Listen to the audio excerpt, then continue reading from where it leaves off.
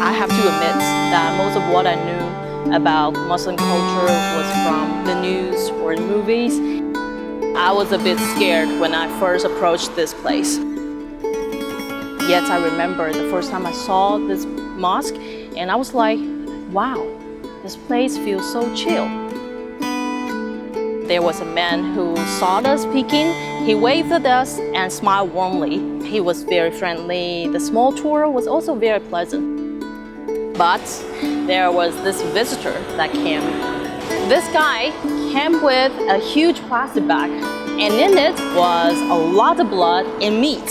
If I had come to this mosque 5 minutes later, my impression of Muslim culture might have just been this weird guy with his bloody bag. I thought about this a lot when I take tourists here.